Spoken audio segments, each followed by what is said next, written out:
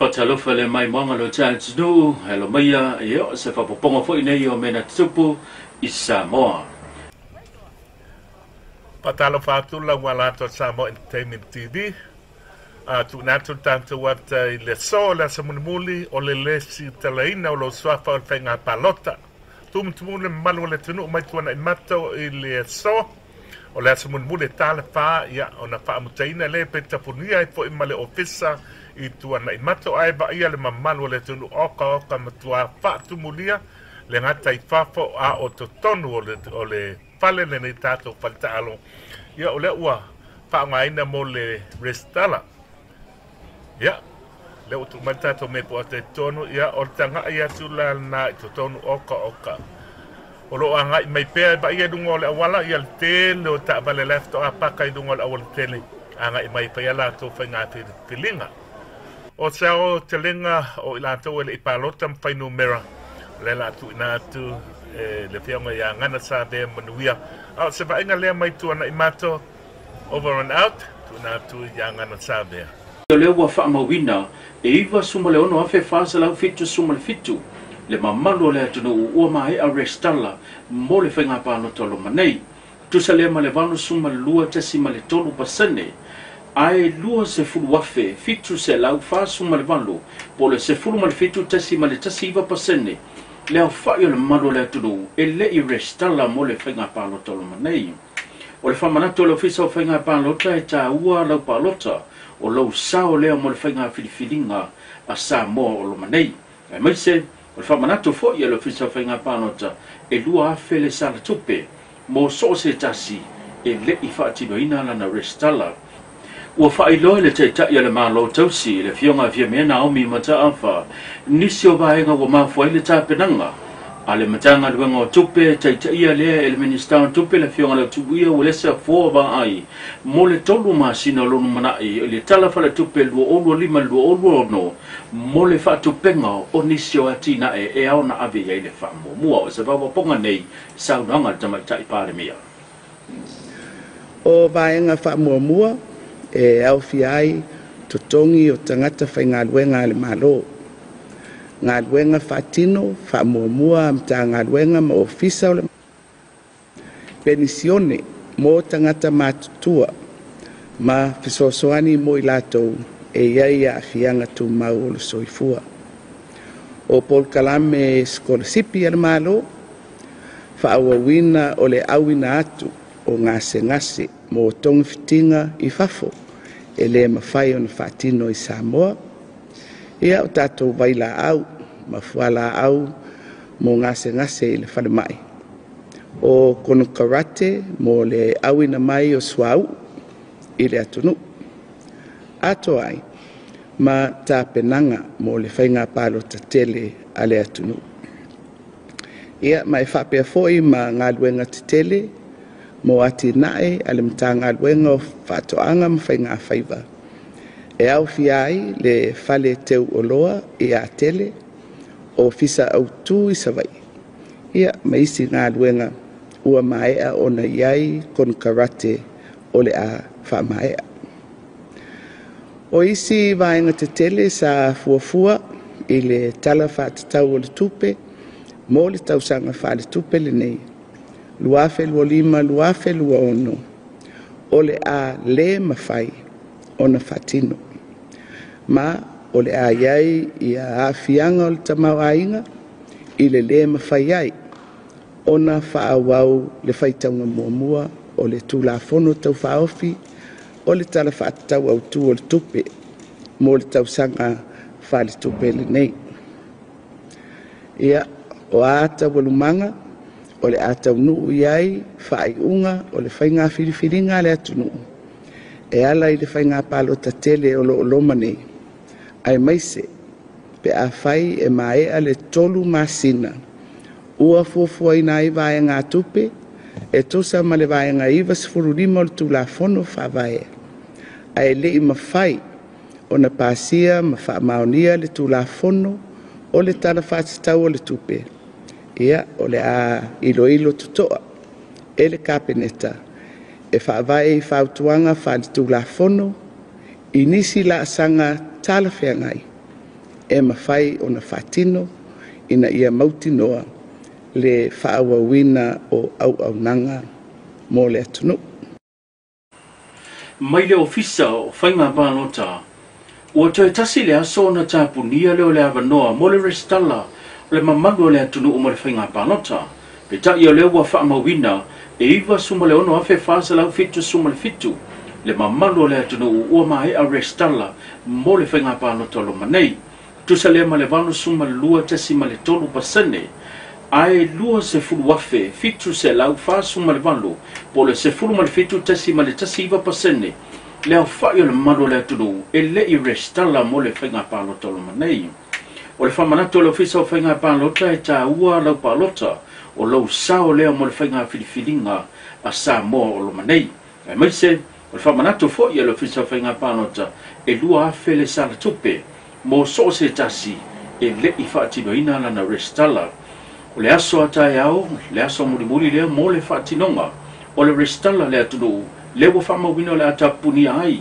Le ofisa i tuana i manto, lea la whaatino ina ai restala mo le whainga pālota. I le i tu lai wha i le afiafi. O leo atu alalo mai se tasi o whaafea mainga le sunga i a reverence a tawhai whatangongo tinai. I le mamalo le atunu e mai se lava o sui tamaitai po sui o nuu i te tono a fio anga te tasi ina ia tautua nane whaamaoni i le whaatinonga o le whaamaonia lea o i la tau le atunu e a ngai mai mo le restala.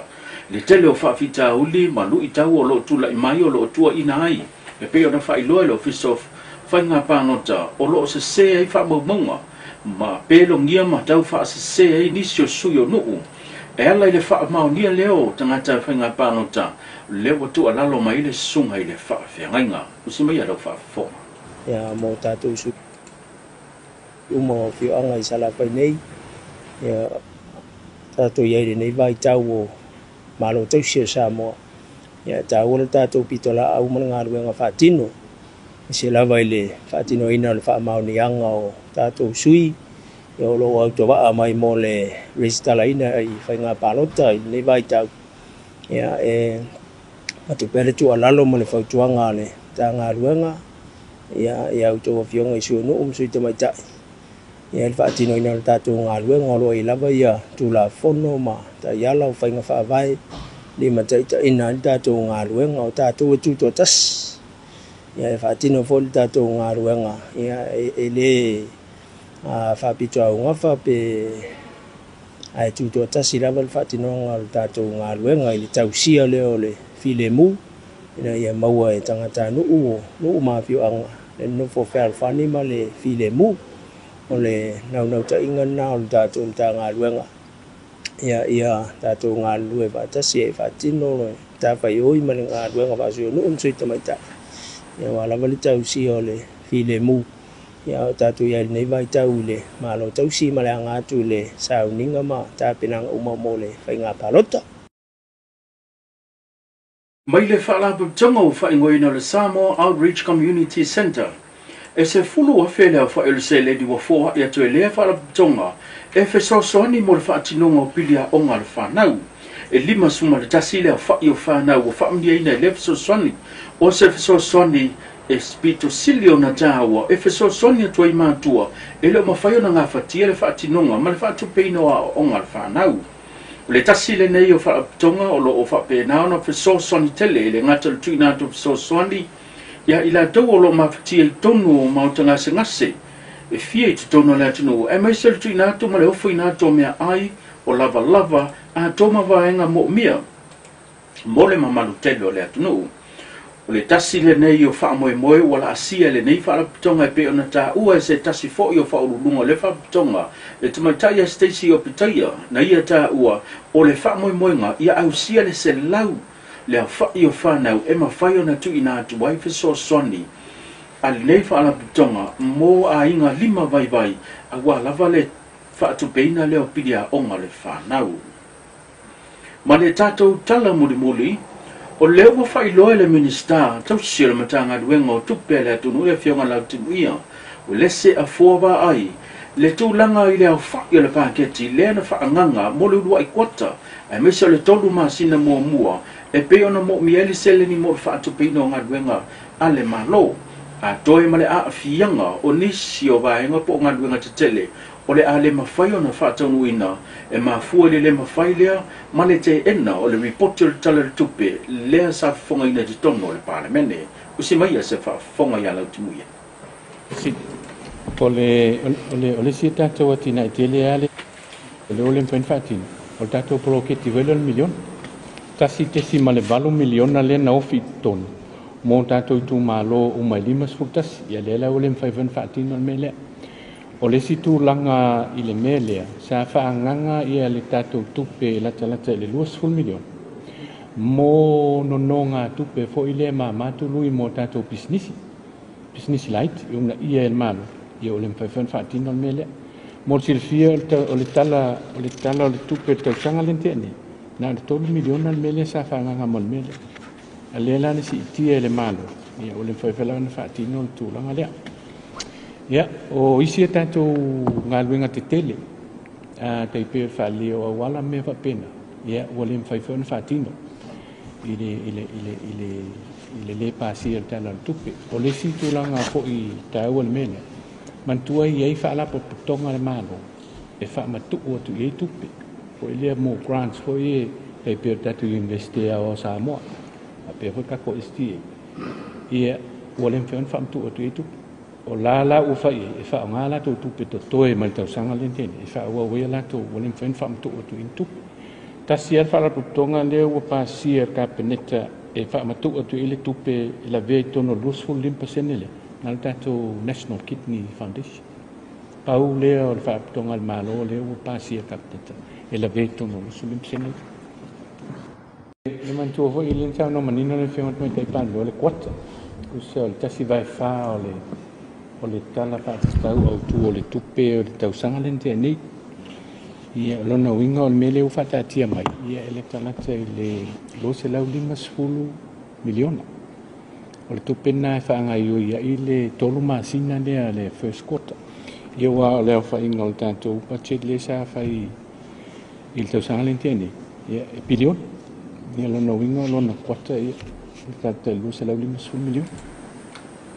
O leo whaina o tupe leo whaanga mō tātou tupe whaa. Ua tawarunga tātou pokalame o update pēna māsania in tātou mafutai. Tuli tau mai le aso mo sisi whapoponga e wane ngalo whamnatu atu. Lo iele tātou o nanga le tātou live stream fitu tolu whawhaono limono. Le numere whawasota iai ia ma whaatalanoa ina pe amo mia le nei o nanga. Soi fuama ia manuia.